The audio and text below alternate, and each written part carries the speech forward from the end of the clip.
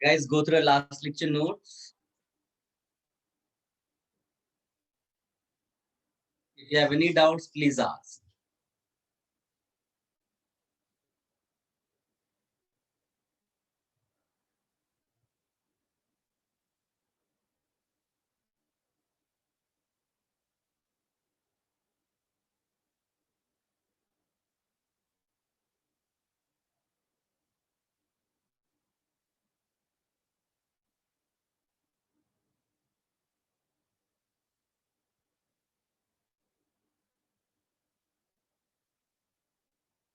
Guys, last lecture I hope आपने ये simple decarboxylation कर लिया है। परहैप्स हम लोगों ने यहाँ तक किया हुआ है कि कोई कार्बोक्सिलिक एसिड के अल्फा कार्बन पे if there is electron withdrawing group, what kind of electron withdrawing group? जैसे C डबल बॉन्ड हो गया, NO2 हो गया, COOH हो गया, CHO हो गया, ऐसा मैंने आपको लिखाया होगा। अगर ऐसा कोई इलेक्ट्रॉन विड्रॉइंग ग्रुप प्रेजेंट है एंड व्हेन यू हीट, तो ये CO2 लिबरेट कर देता है, उसका H यहाँ लगा दो, बाकी as such and write plus CO। This we called simple decarboxylation. यहाँ तक बड़ा कर लिया था हम लोगों ने? Yes sir. Yes sir. तो अच्छा, इसका एग्जाम्पल भी इसका कुछ लिया होगा मैंने। एक बड़ा पॉपुलर एग्जाम्पल है beta keto acid. Beta keto acid belongs to this only. इसको अगर हीट कर दोगे तो CO2 हटा दो, बाकी जोड़ दो।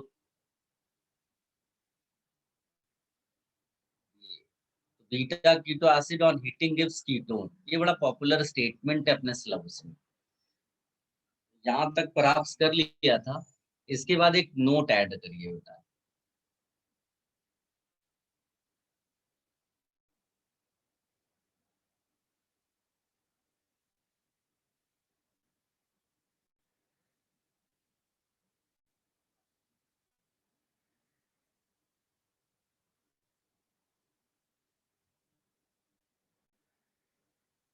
Are you ready? यस। लिखिएगा, the decarboxylation of these acids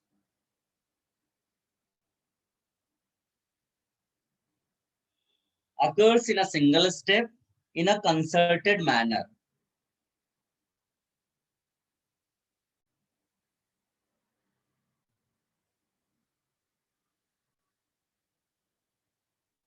In a concerted, CONCERTED, concerted manner, via a 6-membered cyclic transition state.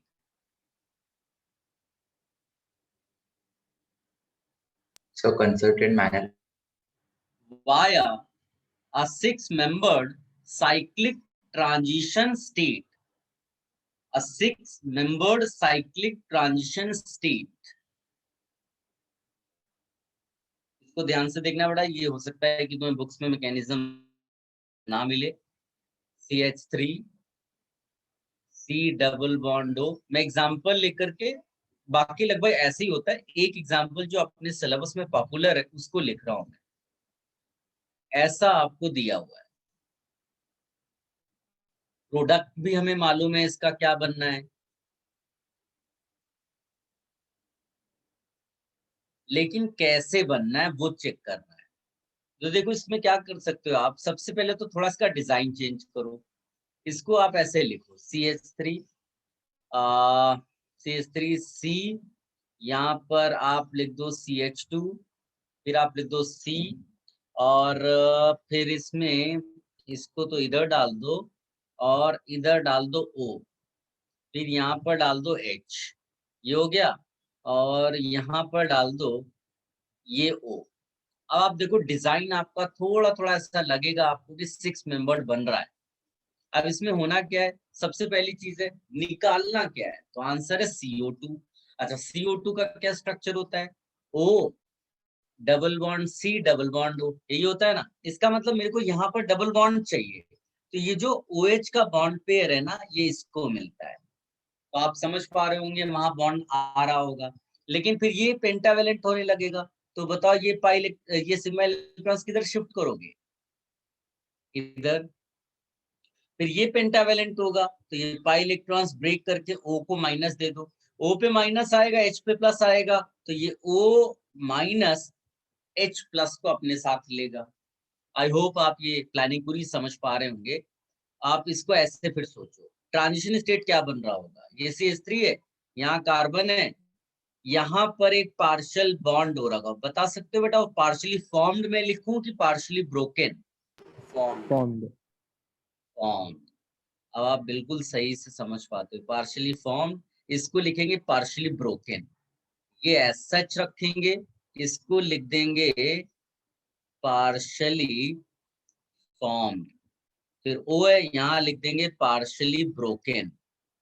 फिर ये जो CO है, इसको भी हम लिखेंगे पार्शियली ब्रोकन, और ये लिख देंगे पार्शियली फॉर्म्ड। तो आप देखो, ये एक 6 मेंबर्ड साइक्लिक ट्रांजिशन स्टेट बन गया। अब जो बॉन्ड तोड़ना है वो पूरा तोड़ दो, और जो बनाना है वो पूरा बना दो। तो आप ध्यान से देखोगे तो ये ऐसा बन जाएगा।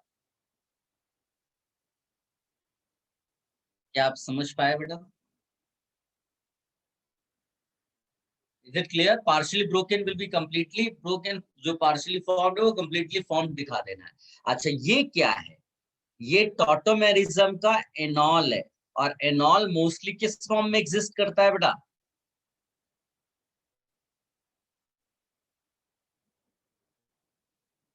कीटो फॉर्म, इसीलिए आपका ये प्रोडक्ट है। देखो, तो हमने ये एक्सप्लेन किया वाया व्हाट, एनॉल। तो ये जो डीकार्बोक्सिलेशन है, तो वो डीकार्बोक्सिलेशन वाया एनॉल जाता है। Decarboxylation occurs via enol. ये स्टेटमेंट आप याद रखना बेटा, ये काम का है, इससे डिफिकल्ट क्वेश्चंस बनाए जा सकते हैं। ठीक है, कॉपी कर लो बेटा सारे बच्चे। If any confusion any part let me know.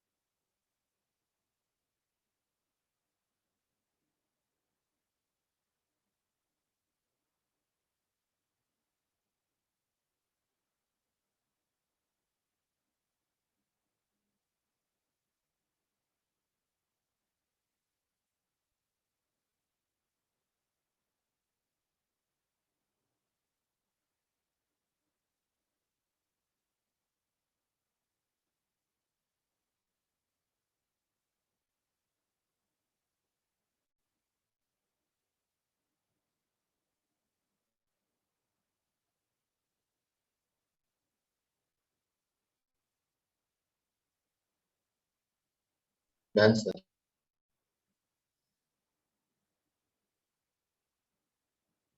सबने कॉपी कर लिया बेटा, रिमूव कर दें? Yes sir. Okay,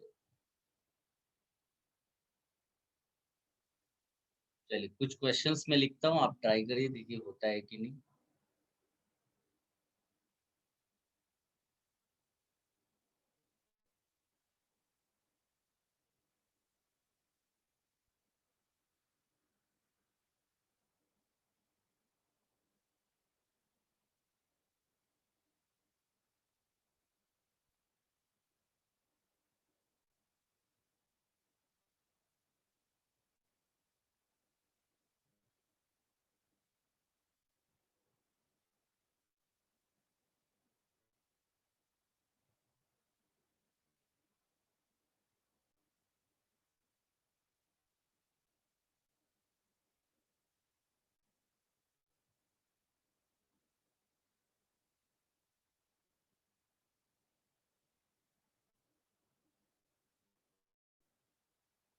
You can share your answer, beta, on WhatsApp group. Quick.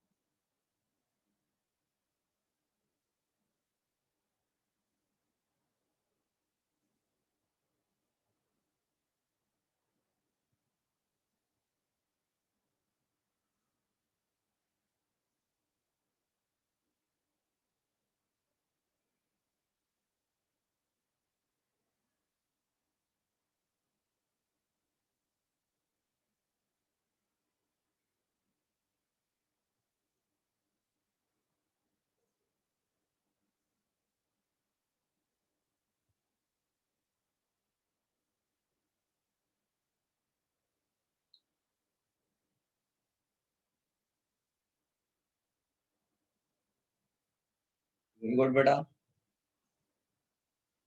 और बच्चे भेजो बेटा. एक दो बच्चे भेजने से क्या फर्क पड़ता है फिर. इतने सारे स्टूडेंट्स हैं. You have to participate.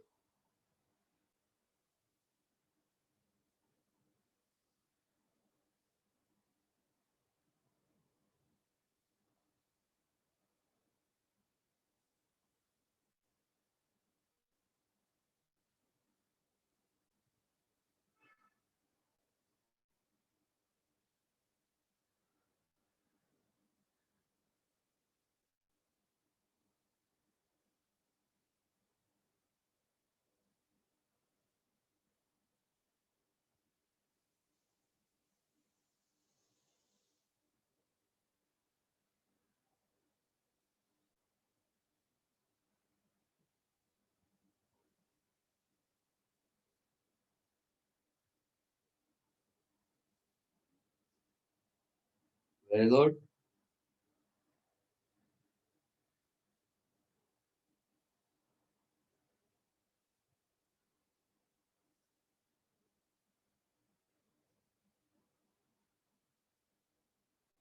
Discuss कर ले बेटा, सबने सोच लिया?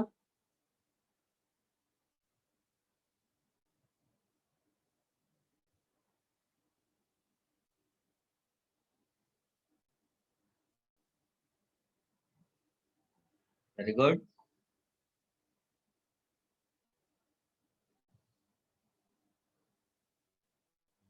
Very good.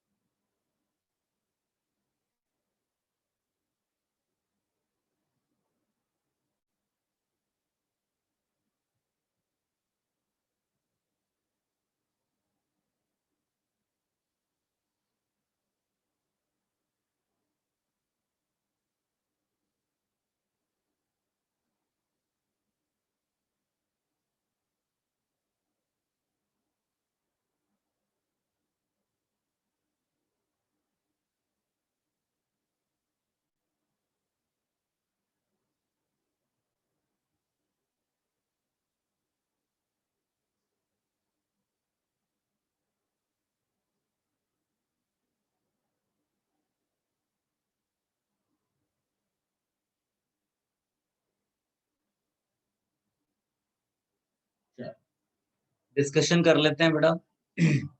It's very easy. पहली चीज है कि आप ये गलती कभी मत कर देना कि कई सारे सीओएच लगे हैं तो सब एक साथ निकाल दो। नो, एक एक करके सोचिए, नहीं तो क्या आप एरर कर दोगे, मिस्टेक कर दोगे। जैसे मैं इस पर्टिकुलर केस पे सोचूं तो मेरे लिए ये एक सीओएच हो गया समझ लो। उसके अल्फा कार्बन पे मुझे कोई इलेक्ट्रॉन विड्रॉइंग ग्रुप चाहिए, जैसे सीओ हो, सीओएच हो। तो यस, यहाँ तो दो दो ग्रुप्स मिल रहे हैं अपने को। एक इधर सीओएच मिल रहा है, इधर सीओएच मिल रहा है, यानी ये CO2 तो निकलेगा ही। उसके निकलने के बाद ये बच गया। फिर से लॉजिक लगाइए, क्या यहाँ पर फिर से वही चीज हो रही है? तो आप बोलेंगे हाँ। क्यों? क्योंकि सीओएच के अल्फा कार्बन पे फिर आपको इलेक्ट्रॉन विड्रॉइंग ग्रुप दिख रहा है। इसका मतलब इसका अल्टीमेट जो प्रोडक्ट होगा वो ये होगा। आई होप आप समझ पाए कि आप एक एक करके सोचना, गलती से भी एक साथ नहीं सोचना। भले ही वो कहीं कहीं आंसर मैच कर जाएगा तुम्हारा, जैसे मैं यहीं पर सोचूं तो आंसर मैच कर जाएगा, बट फिर वही वाली गलती अगर तुमने यहाँ कर दी तो फिर गड़बड़ हो जाएगा। तो यहाँ ध्यान देने वाली बात क्या है बेटा, एक हटाओ। पहले एक हटाओगे तो क्या बन जाएगा? CH3COOH। लेकिन क्या अब ये वो रूल सेटिस्फाई करता है? तो यहाँ पर COH तो है, अल्फा कार्बन है, बट उस अल्फा कार्बन पे कोई इलेक्ट्रॉन विड्रॉइंग ग्रुप नहीं है, तीनों H लगे हुए हैं। तो this is your final answer. I hope आप समझ पा रहे होंगे। ये वाला तो बहुत ही आसान है, सीधे सीधे ये COH है, अल्फा कार्बन है, CO कनेक्टेड है, CO2 बाहर कर दो, बाकी जोड़ दो। Anyone having any doubt, any confusion, let me know. ये है आपके डीकार्बोक्सिलेशन। अच्छा, इसमें खास बात क्या है बेटा कि हम लोगों ने लिखा है decarboxylation occurs via enol formation, और ये एक स्पेशल कंपाउंड है जिसमें हम बोल सकते हैं क्या पॉसिबल नहीं है बेटा? Enol formation.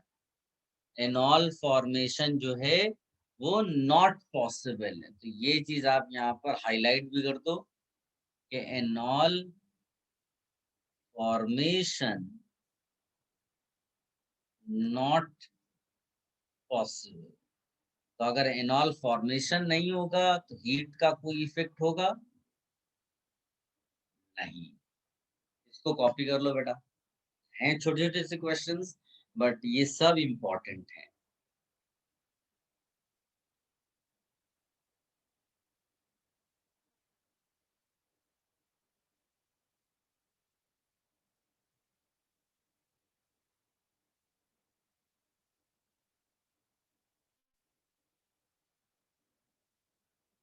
Sir enol formation possible क्यों नहीं है?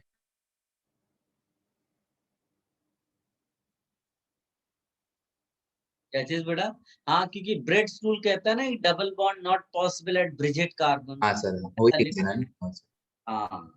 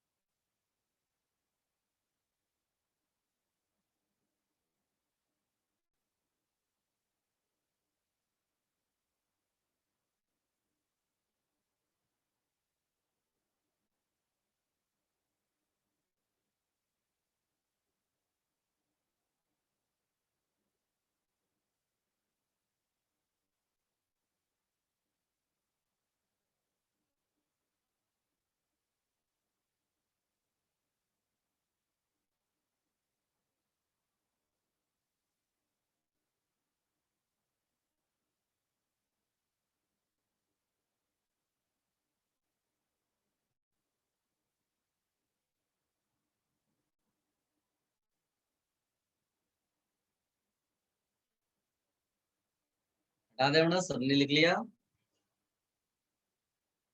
Yes sir.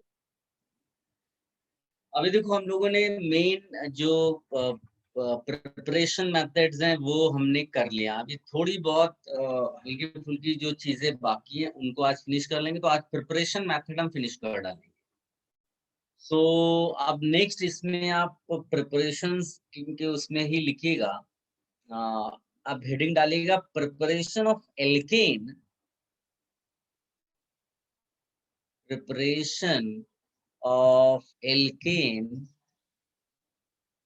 Via hydrogen transfer, hydrogen transfer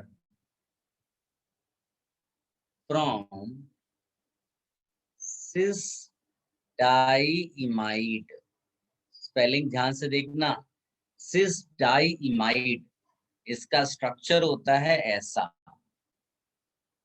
धीरे धीरे बेटा ये सब आपको याद हो जाएगा, पेशेंस रखने की जरूरत है, क्योंकि ऐसा कोई फॉर्मूला वाइज तो है नहीं कि आप फॉर्मूलाज कुछ कुछ कर लेंगे तो फिर आपको खाली प्रॉब्लम्स की प्रैक्टिस ही ऑर्गेनिक केमिस्ट्री है।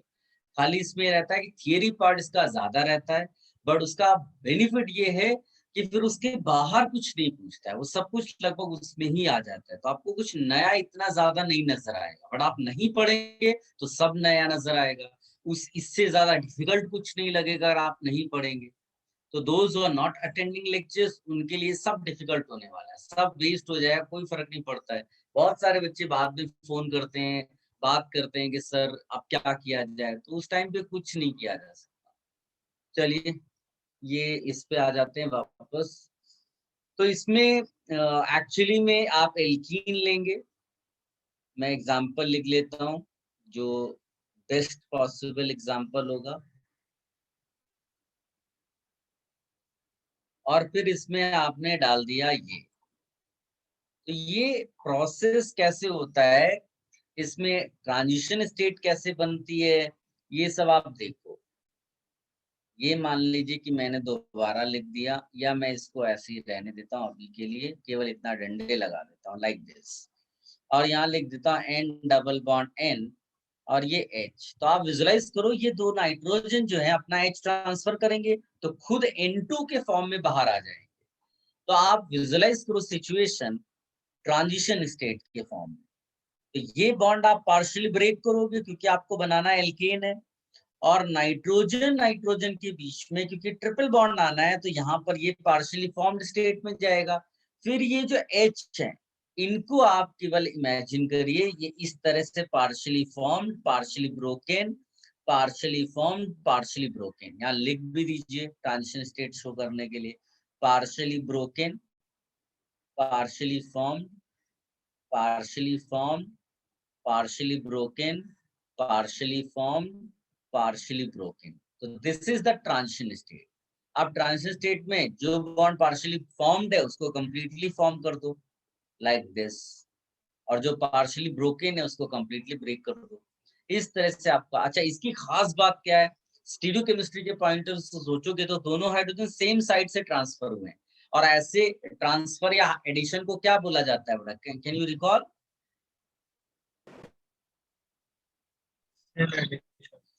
Yes, syn addition. तो ये एक स्पेशल चीज है क्योंकि हमको वो शॉर्ट जो वर्ड्स याद है ना सिन वाले, सिन एडिशन वाले, तो उनको आप अप्लाई भी कर सकते हैं यहाँ पर। तो इससे आपका स्टीरियोकेमिस्ट्री का पार्ट भी ऐड हो जाएगा इस क्वेश्चन, इस टाइप की रिएक्शन। पहले इतना कॉपी कर लो, then I will give you 2-3 notes, वो यहाँ पर लिखिए आप।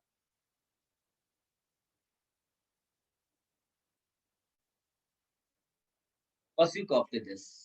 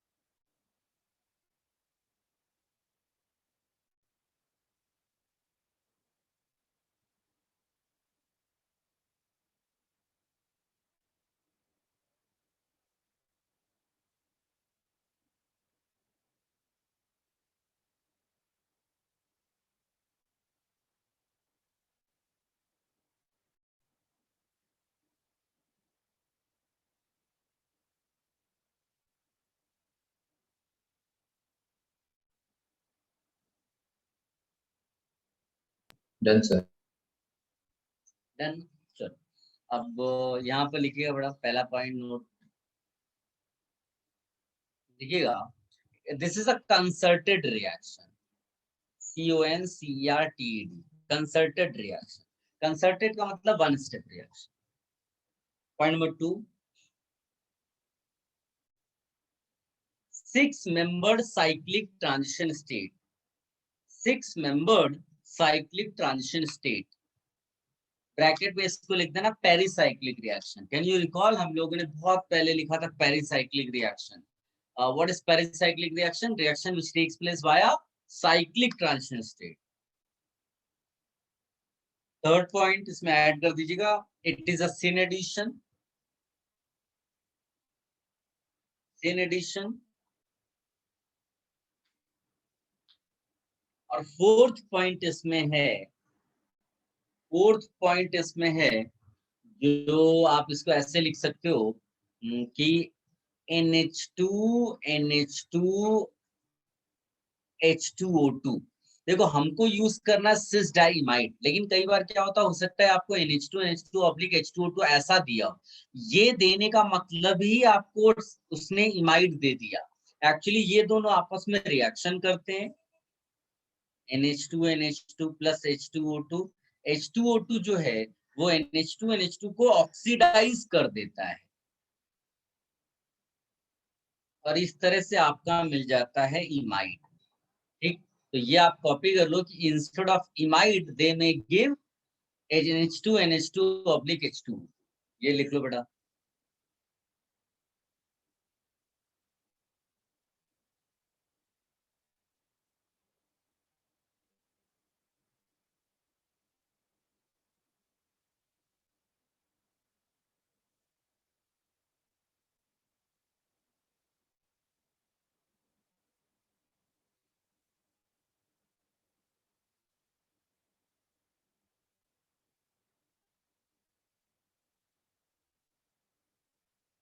Sir, second step, could you please repeat? Second step, कौन सा second step? Sir, second note. ये सेकेंड नोट की बात करो।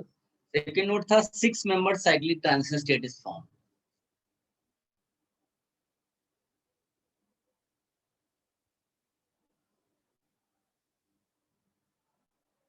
सबने नोट कर लिया बेटा, रिमूव कर दें इस पेज को। Yes, sir. इसी में एक और नोट ऐड कर लेना, ऑल्दो वो इतना एग्जाम में आता नहीं, बट फिर भी लिख लो यहाँ पर, cyclohexene, cyclohexene with palladium catalyst, PD, cyclohexene with palladium catalyst can also be used for hydrogen transfer to double bond, for hydrogen transfer to double bond.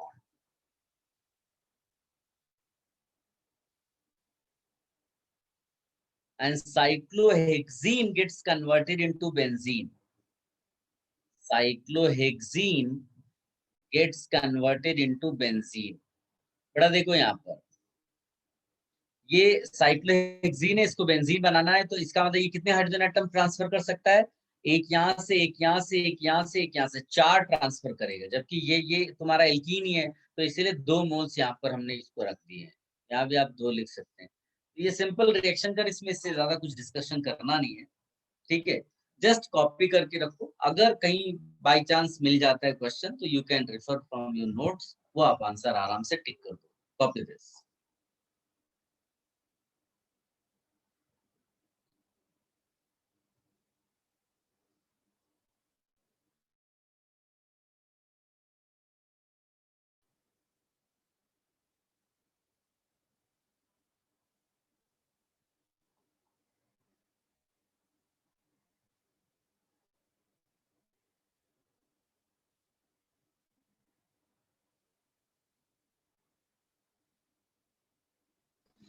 Sir ये हो गया सर। सर नोट एक बार repeat कर सकते हो?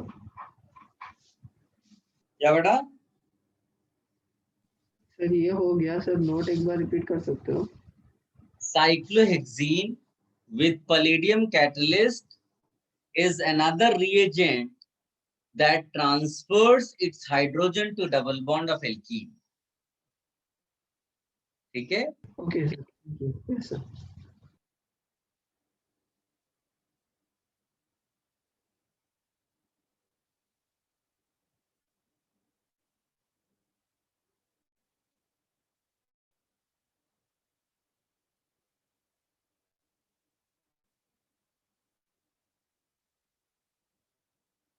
Done, sir.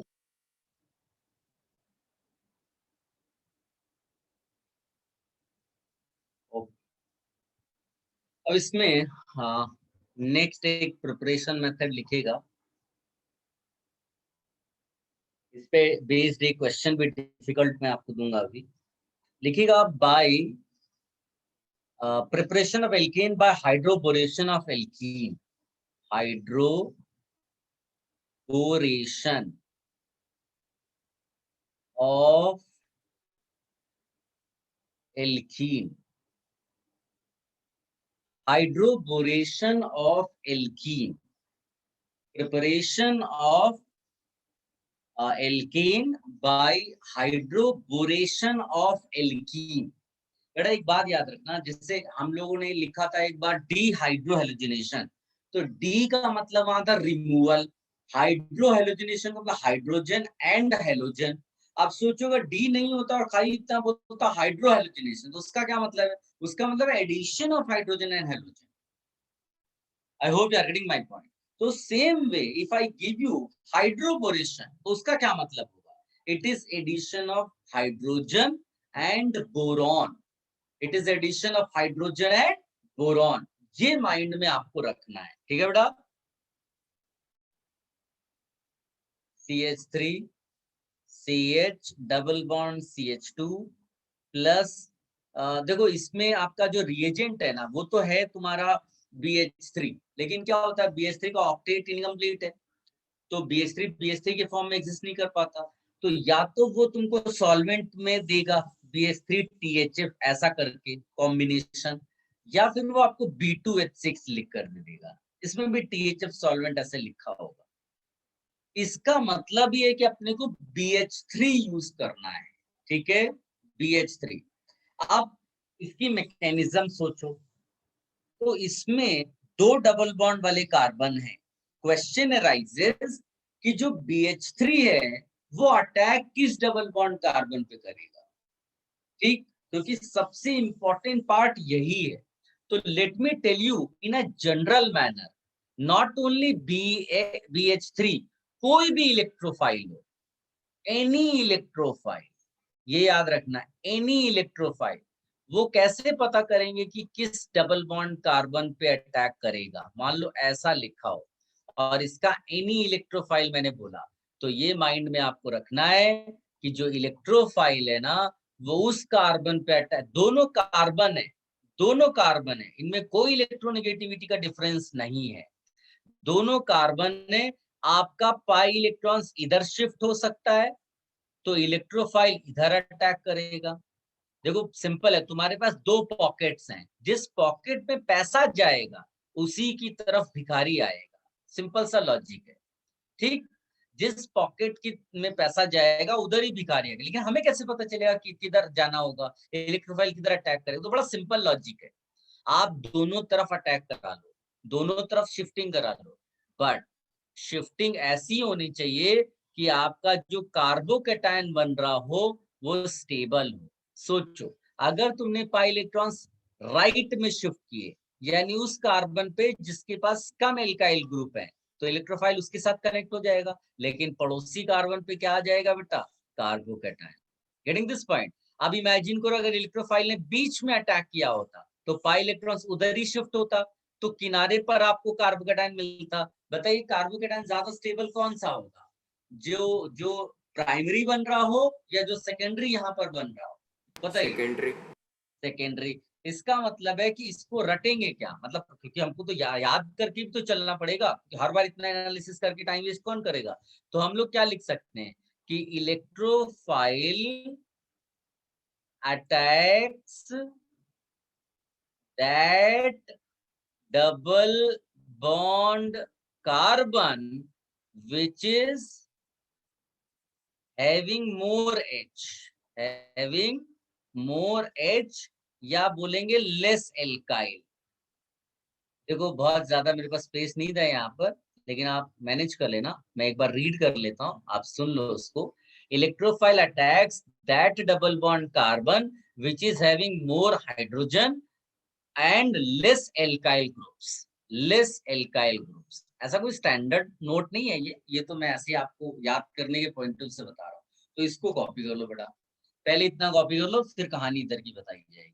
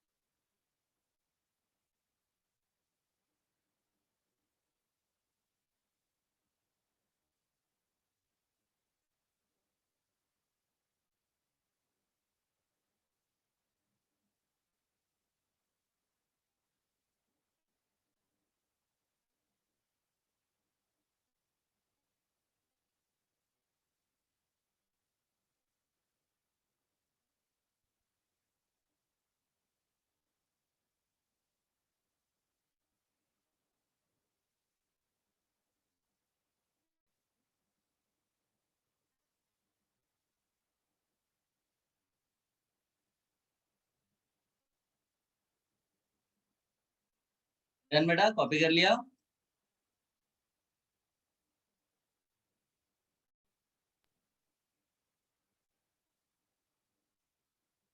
Yes.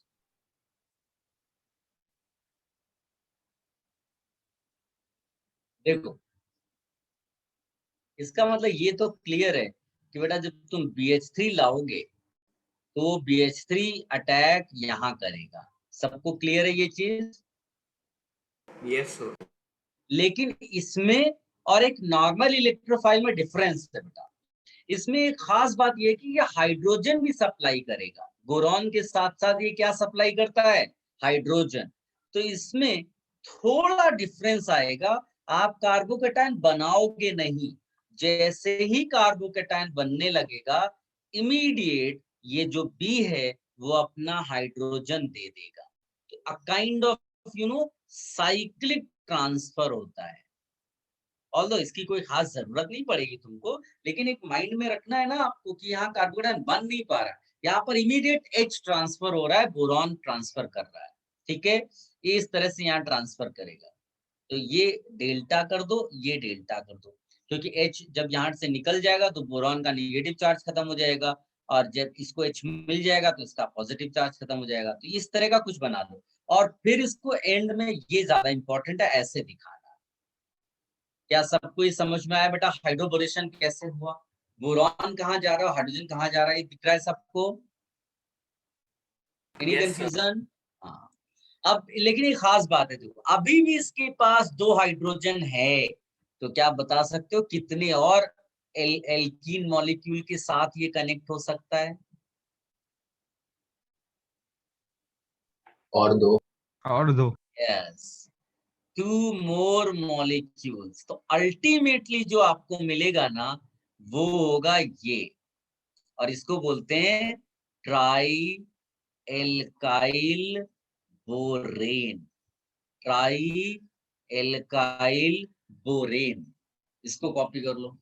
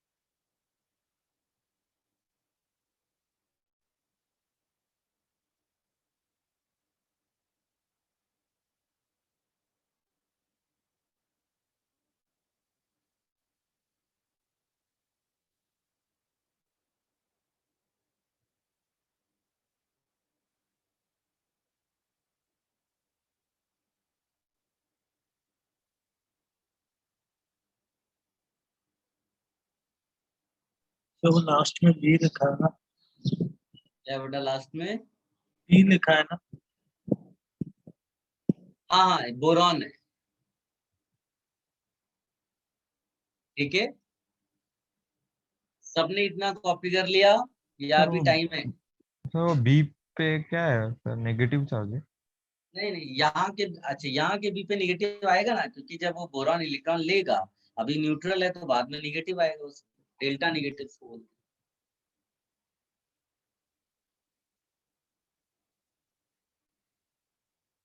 Sir यहाँ पे मतलब हाइड्रोजन बॉन्डिंग हो रहा है ना, मतलब एक टाइप से। हाइड्रोजन बॉन्डिंग नहीं हो रहा है। हाइड्रोजन बॉन्डिंग तो केवल ये है कि वो किसी भी समय टूट सकती है, ये ट्रांसफर हो रहा है। ठीक ठीक है, तो एक बीच में तुमको समझ लो कि एक ट्रांजिशन स्टेट जैसा नजर आ रहा है, जिसमें बोरॉन अपना H जो है कार्बन को दे रहा है, तो H और B ये बॉन्ड समझ लो टूटना शुरू हो रहा है ऐसा, और ये बनना शुरू हो रहा है। तो ये कोई हाइड्रोजन बॉन्ड नहीं, ये ट्रांसफर ऑफ हाइड्रोजन है, तभी इसका नाम क्या है, हाइड्रोबोरेशन। ठीक है बेटा, Done, sir. सबने नोट कर लिया? Yes sir. ओके बेटा, अब इसमें आप देखो, इतना ये इंपॉर्टेंट पार्ट था। उसके बाद तो आपको डायरेक्ट कुछ लिखना है इसमें, कि जैसे इसमें क्या क्या केसेस बनते हैं कि ये जो ट्राई एल्काइल बोरेन है, इसको अगर तुमने ट्रीट कर दिया, समझ लो AgNO3, सीधे सीधे रिएजेंट का फंक्शन आपको आएगा एग्जाम में, 25 डिग्री सेल्सियस, तो इसमें कपलिंग रिएक्शन होती है। हमको इसका मैकेनिज्म डिस्कस नहीं करना है, केवल हमको प्रोडक्ट लिख के रखना है। देखो दो जुड़ गए, अंदर के जो एल्काइल ग्रुप है वो दो हो गए, इसको क्या बोल देंगे, कपलिंग। अभी इसी का ट्रीटमेंट अगर हो जाता CH3COOH के साथ, तो बस इसका H यहाँ पर इसको दे दो, तो ये बन जाएगा CH3CH2CH3। फिर एक है जिसका मैकेनिज्म हमको डिस्कस करना है, बट अभी नहीं करना है, एल्कीन चैप्टर में करेंगे। तो ये सीधे सीधे यहाँ का OH मिल जाता है, मिलेगा उसी कार्बन को लास्ट वाले को। ये क्या है, मेरी राइटिंग गड़बड़ है, ये आप कॉपी कर लो बेटा, ये सीधे सीधे तुमको इसके एप्लीकेशंस मिलेंगे एग्जाम्स में। Copy this. So hydroboration part was more important here, because हमको ये पता करना था कि कौन सा कार्बन है जो बोरॉन के साथ कनेक्ट हो रहा है, बिकॉज जब बोरॉन हटेगा तो दूसरी चीज उसी कार्बन से कनेक्ट होगी।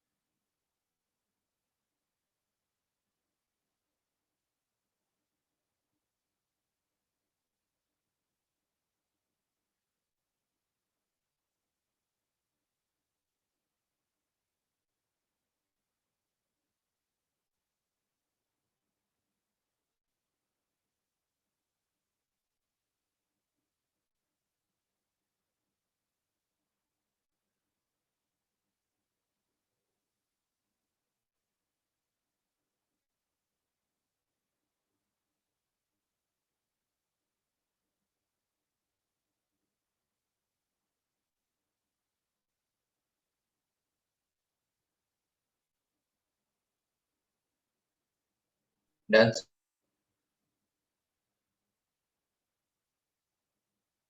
देन चलो, एक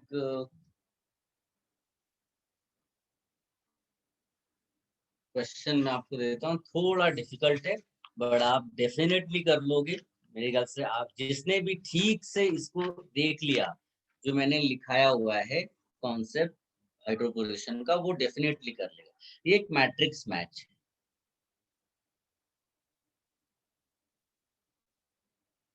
तो इसमें ऐसा लिखिए आप,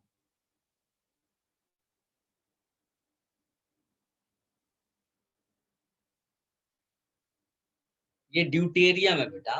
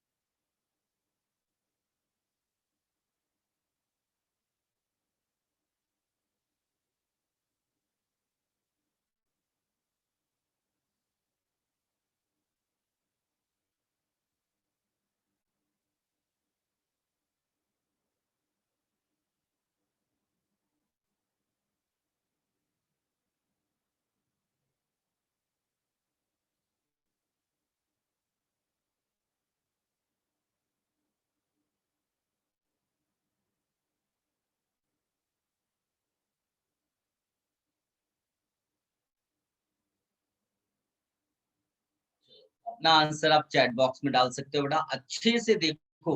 अच्छा, ये THF का टी जो है वो तो फुल फॉर्म के हिसाब से टी आया है, टेट्राहाइड्रोफ्यूरान, लेकिन ये ड्यूटेरियम है, ये ट्रीटियम है, ड्यूटेरियम, ट्रीटियम, हाइड्रोजन, ये आइसोटोप्स हैं हाइड्रोजन के। ठीक है बेटा, फटाफट आंसर शेयर करिए आप चैट बॉक्स में।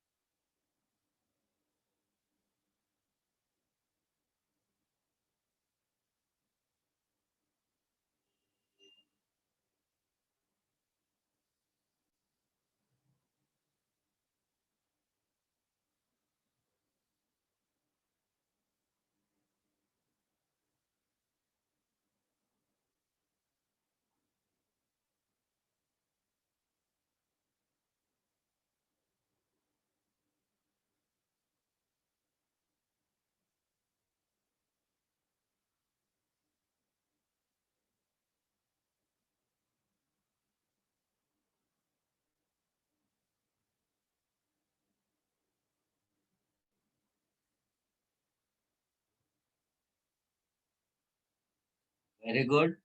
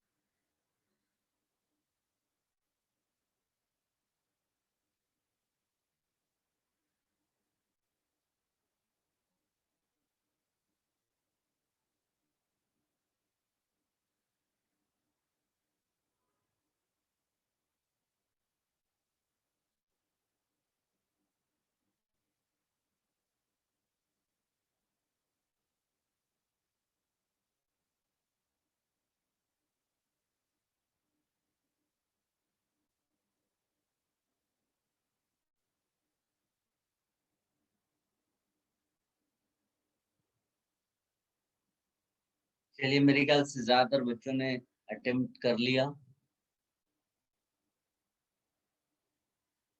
सबने सोच लिया बेटा, डिस्कशन कर लें। और लोग आंसर भेज रहे हैं। Harsh very good, Ishan very good. Very good does not mean correct, हाँ मतलब, लेकिन आपने अटेम्प्ट किया। Process very good, Sanyam very good, Sarvesh very good. और भी लोग भेजो यार आंसर्स, इतने सारे बच्चे हैं बट।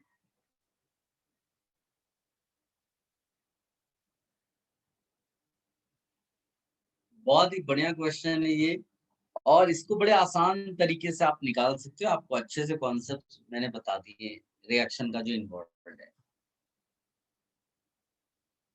चलो देखते हैं आंसर कैसे क्या निकालेंगे। सबसे पहली चीज है कि BD3 का अटैक पहले होता है। ठीक, तो ये बताइए BD3 का जो बोरॉन है वो इस कार्बन से कनेक्ट होगा कि इस कार्बन से, लेफ्ट वाले से या राइट वाले से? राइट वाले। राइट वाले से। और ड्यूटेरियम उसका लेफ्ट में जाएगा। तो क्या तुम लोग ये याद कर पा रहे हो कि हमने इस तरह का एक बनाया हुआ था,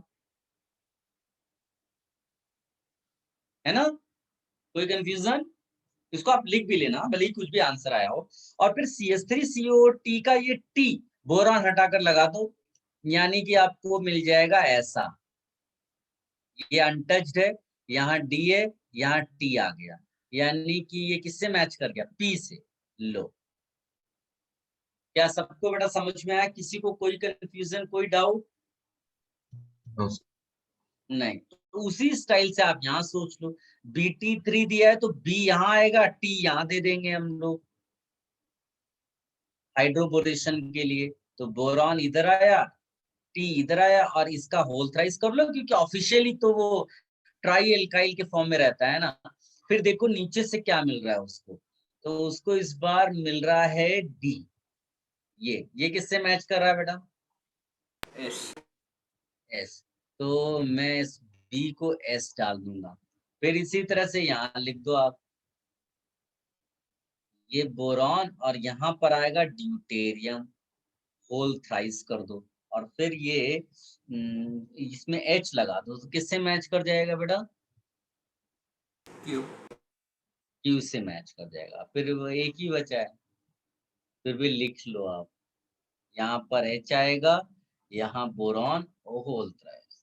तो ये D के लिए Q, सॉरी D के लिए क्या बचा आपका? R। ये कॉपी कर लो। किसी को कोई कंफ्यूजन हो तो बोलो बेटा।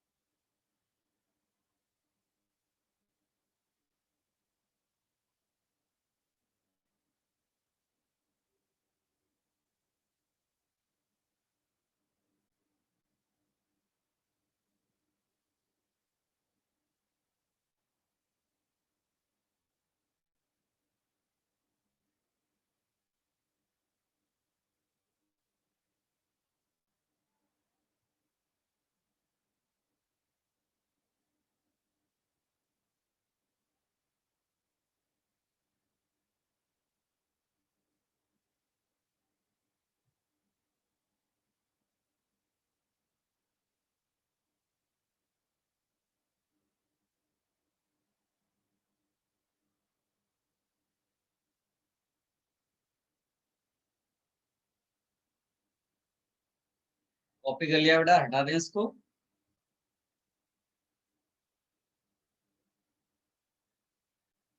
Yes sir. ये भी फिनिश हो गया। अब इसमें एक मतलब मेन तो सब खत्म हो गए, ये सब एक्स्ट्रा वाले हैं। एक एक प्रिपरेशन मेथड है, लिख देता हूं मैं, preparation of alkene using red phosphorus plus HI।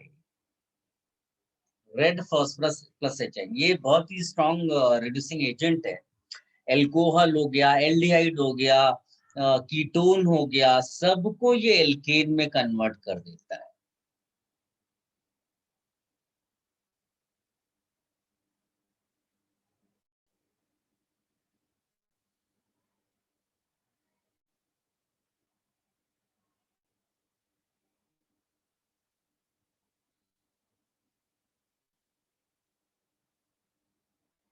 इसमें लेकिन ये इसका इक्वेशंस क्या क्या है वो मैं लिख देता हूँ इधर। जैसे मान लीजिए कि आपने CH3CH2OH दे दिया, इसमें आप लिखेंगे red phosphorus plus HI, temperature करीब करीब 150 डिग्री सेल्सियस दिया होगा तुम्हें, और जितने कार्बन एटम्स है उतने कार्बन का आप एल्केन बना दो, बस answer. CH3 C double bond OH, यानी ये एल्डिहाइड है, इसमें भी उसी तरह से रेड फॉस्फोरस प्लस HI, इसमें ज्यादा कुछ करना नहीं है आपको, केवल इतना ध्यान रखना है कि उतने ही कार्बन का आपको एल्केन बना लेना है। फिर इसी तरह से कोई कीटोन दिया हो सकता है, ये 3 कार्बन है इसमें, इसमें भी हमको रेड फॉस्फोरस प्लस HI दिया होगा करीब 150 डिग्री सेल्सियस, इसमें भी आप वैसा ही बना लो, 3 कार्बन दिया है तो 3 कार्बन का एल्केन। कार्बोक्सिलिक एसिड ऐसा केस आता है जिसमें आपको टेम्परेचर थोड़ा ज्यादा लेना होगा, ये करीब करीब एग्जाम में तुम्हें 200 डिग्री सेल्सियस दिया होगा, बट अगेन प्रोडक्ट वैसा ही है, जितने कार्बन एटम्स हैं तुम्हारे एसिड भी उतने ही आपके एल्केन में मिलेंगे। इसको कॉपी कर लो बेटा।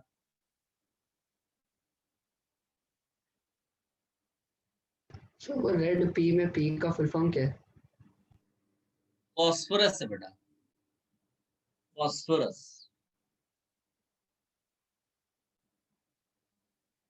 एलोट्रोपिक फॉर्म्स होती है बेटा फॉस्फोरस की, तो रेड फॉस्फोरस, व्हाइट फॉस्फोरस, इस तरह।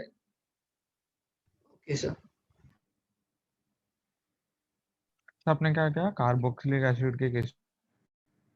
मैंने सबने बोला है कि एल्केन में ही कन्वर्ट होता है and same number of carbon atoms, the only difference is कि एसिड वाले में टेम्परेचर थोड़ा ज्यादा होता है।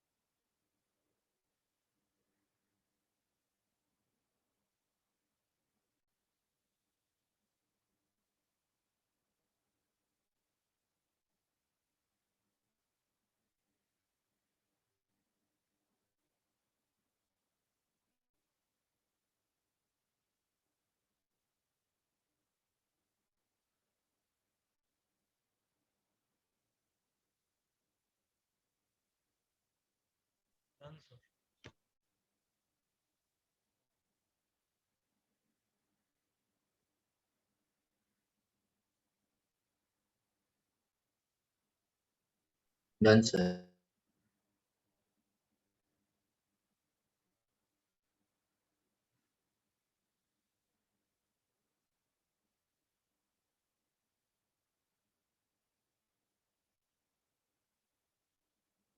अच्छा, यहाँ पर एक नोट और लिख लो, ऑल्दो वो उतना स्पेशल नहीं है, ये रिएक्शन ज्यादा एग्जाम में आती है। लिखेगा एक नोट इसमें कि alkyl iodides are reduced to corresponding alkanes. Alkyl iodides are reduced to corresponding alkanes by heating with HI. मतलब वो ये कहना चाहता है CH3 CH2 CH2I दिया है मान लीजिए, तो यहाँ पर भी अगर आप HI और रेड फास्फोरस डाल देंगे तो एल्केन मिल जाएगा। ठीक है, एल्केन के बाजू में I repeat, alkyl iodides are reduced to corresponding alkanes by heating with HI. ये लिख लो, इतना इंपॉर्टेंट नहीं है बट फिर भी लिख कर रखो आप। ठीक है, एक तो ये हो गया। इसके अलावा कंटिन्यूएशन में ही हम लिखेंगे इसमें हाँ, दो बड़े स्पेशल रिएजेंट्स हैं एक्चुअली, वो भी एग्जाम में बहुत पूछे जाते हैं। टू स्पेशल रिड्यूसिंग एजेंट्स हैं, इनका मैकेनिज्म वो नहीं पूछता है लेकिन इनके एप्लीकेशंस बहुत आते हैं, मतलब आप रेगुलर मैनर में एग्जाम्स में पूछे जाने वाले रिएजेंट्स हैं। टू स्पेशल रिड्यूसिंग एजेंट्स, एक रिड्यूसिंग एजेंट वाले रिएक्शन का नाम है क्लेमेंशन रिडक्शन, नाम के साथ भी पूछते हैं वो। सो इन दिस पर्टिकुलर सिचुएशन आपको दोनों स्टाइल में आना चाहिए, नाम के साथ भी और उसके एजेंट के साथ भी, मतलब जो रिएजेंट दूसरा वाला नाम है Wolff Kishner, Wolff Kishner reduction, Wolff Kishner reduction. तो जो पहला वाला है उसमें हम यूज करते हैं Zn Hg HCl, zinc amalgam in HCl ऐसे बोला जाता है। क्या बोलते हैं? Zinc amalgam in HCl। एक खास बात यह है कि ये एसिडिक मीडियम है, यानी कि ये वाला जो रिडक्शन हो रहा है वो HCl की प्रेजेंस की वजह से इसको क्या बोलते हैं? Acidic medium. जबकि दूसरे वाले में हम लेते हैं रिएजेंट NH2NH2, ये होता है हाइड्राजीन। हाइड्राजीन किसके साथ? KOH के साथ। तो बताओ इसको रिडक्शन के लिए क्या लिख सकते हैं बेटा? बेसिक मीडियम, बेसिक मीडियम, समझे ना? ये दो अलग अलग मीडियम्स में रिएक्शंस हो रही हैं लेकिन इन दोनों का काम सेम है, एक ही काम इनका है। क्या वो काम है? Both will convert aldehyde ketone into alkane. ये सी डबल बॉन्ड या तो एल्डिहाइड का होगा या कीटोन का होगा, ये कार्बोक्सिलिक एसिड का नहीं होगा। उसी तरह से यहां पर ये CH2 में कन्वर्ट करेगा अगेन एल्डिहाइड्स और कीटोन्स। सबको समझ में आया बेटा? इसका एग्जांपल कोई छोटा सा ले लेते हैं, जैसे मान लीजिए मैंने लिख दिया CH3 CH2 CHO और उसमें मैंने ZnHCl डाल दिया, तो बेटा क्या बनेगा? CH3 CH2, C double bond O है तो CH2 बन गया और एक H ऑलरेडी है तो ये बन जाएगा CH3। आई होप आप समझ पाए।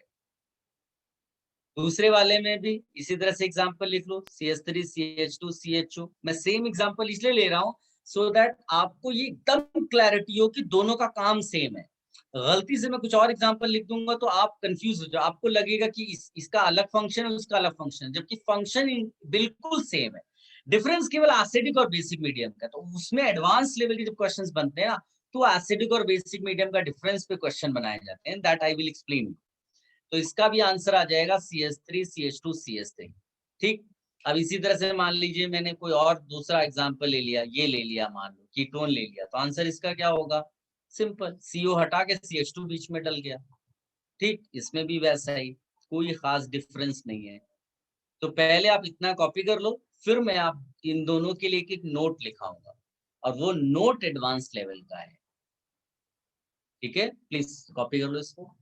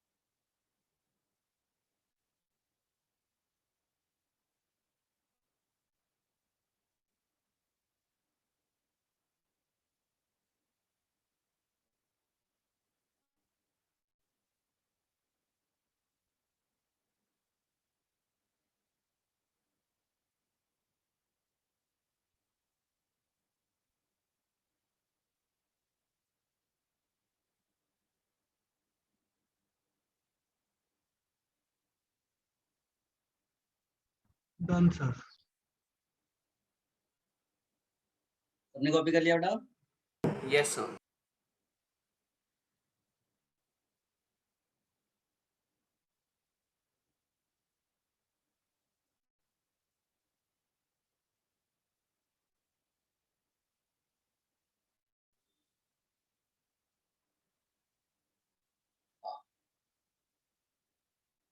इसमें पहला नोट लिखिएगा वह क्लेमेंशन रिडक्शन के लिए।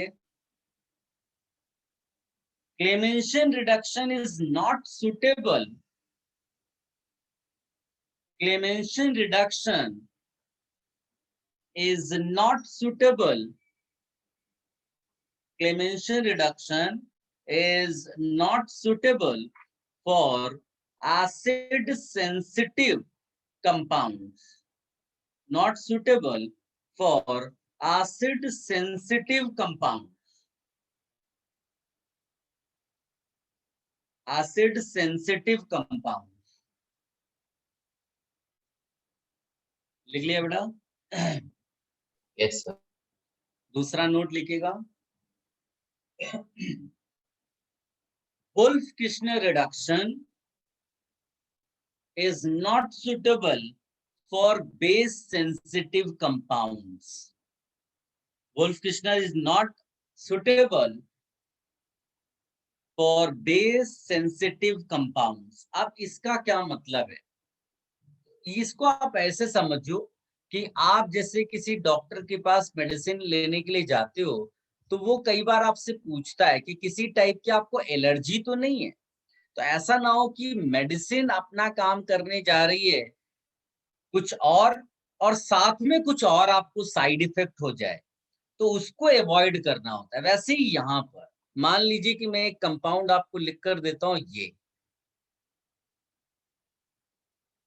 ठीक, और इसमें लगा हुआ है एक OH और तुमने इसमें डाल दिया ZnHgHCl। तो तुम्हारे माइंड में क्या है कि ZnHgHCl is Clemmensen reduction. So Clemenceau reduction is used for reduction of C double bond O of aldehyde ketone into CH2। यानी कि तुमने इसका आंसर लिख दिया ऐसा, ठीक। तो तुमने जस्ट मैकेनिक की तरह काम किया कि मैकेनिक को सिखा दिया गया कि भाई इंजन ऐसे ओपन करना है और इसको ऐसे रिपेयर करना है। समझ में आया? तुम एक इंजीनियर नहीं हो। वैसे ही कंपाउंडर और डॉक्टर का डिफरेंस वैसे ही यहाँ पर समझ लो कि तुमने केवल इसको याद कर लिया कि C डबल बॉन्ड O को CH2 बना देना है, वो एक मैकेनिक या कंपाउंडर का काम हो गया। वो ये ध्यान नहीं दे रहा है कि इस चीज से कोई दूसरा साइड इफेक्ट तो नहीं हो रहा है। तो वो यहाँ पर विजिबल है। कैसे? बिकॉज एसिडिक कंडीशन है ना। और ROH जो एक होता है ना, हमने रिएक्शन मैकेनिज्म पढ़ा है, HCl, HBr, HI, कुछ भी ऐसा होगा उसको RCl में कन्वर्ट कर देगा। रिकॉल करिए लुकास रिएजेंट, एग्जैक्टली यही तो है ना। तो इसका मतलब है आपका इसका ये जो प्रोडक्ट है वो एक्चुअली में ये बनना चाहिए। क्या आप सबको ये बात समझ में आई बेटा? Yes, sir. लेकिन अगर आपका डिजायर्ड प्रोडक्ट वही है, ये वाला, तो आपको फिर ये रिएजेंट नहीं, यहां पर क्या सुटेबल होगा बेटा? Wolff Kishner reduction. I hope ये सबको समझ में आया होगा कि this is not suitable to get this product जो डिजायर्ड प्रोडक्ट है। सो अगर वो डाल दिया जबरदस्ती तुमने तो फिर प्रोडक्ट बदल जाएगा। तो ये आप कॉपी कर लो बेटा, ये एसिड सेंसिटिव दिखाने के लिए है। तो this is what? Acid sensitive, यानी इस पे भी इफेक्ट हुआ। इस कंपाउंड को एलर्जी है एसिड की, और अगर तुमने डाल दिया तो साइड इफेक्ट दिखाई देगा तुम्हें। कॉपी कर लो बेटा इसको।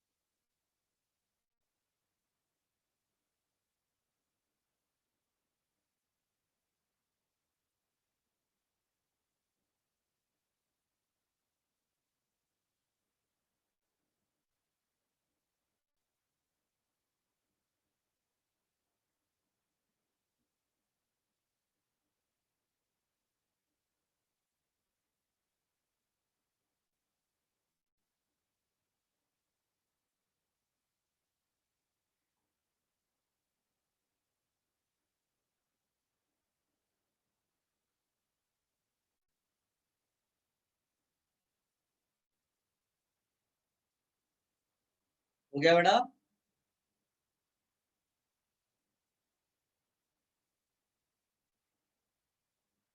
Yes sir.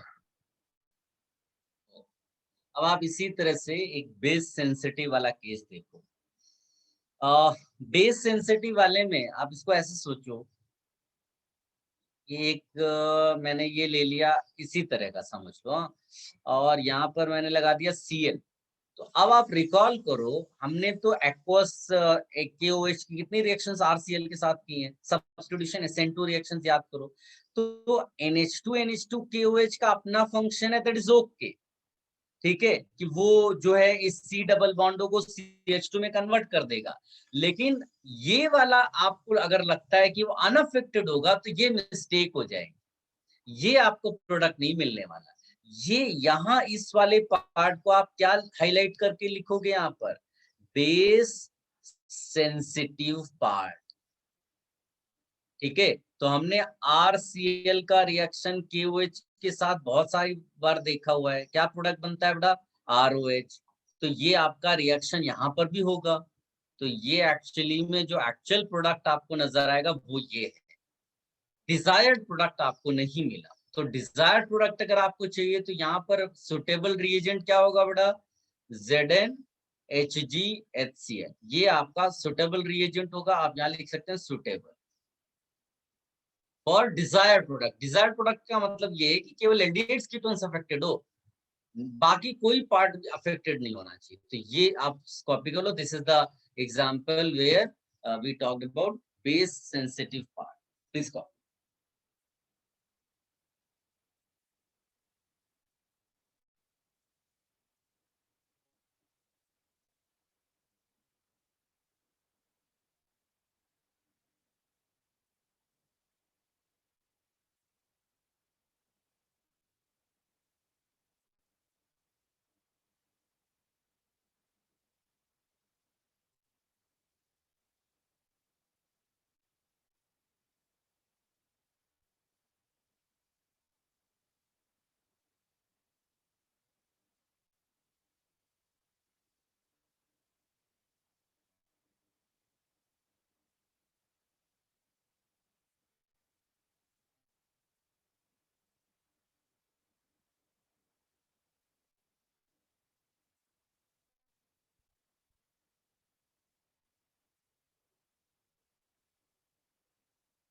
सर ये बेस सेंसिटिव और मतलब बेसिक स्ट्रेंथ के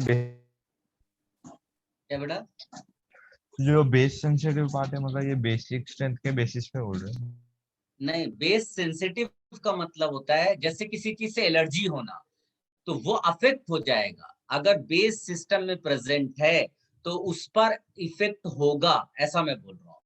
तो यहाँ पर ये पार्ट भी रिएक्शन में पार्ट ले लेता है, जबकि हमारा ऑब्जेक्टिव केवल इस पार्ट को रिएक्शन में डलवाना था।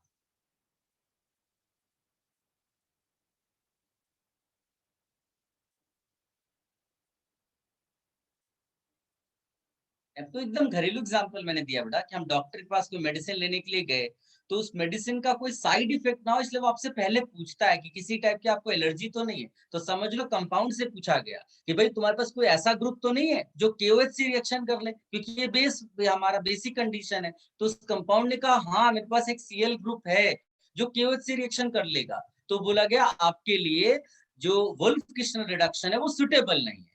तो इस तरह से बोला गया कि कंपाउंड इज बेस सेंसिटिव।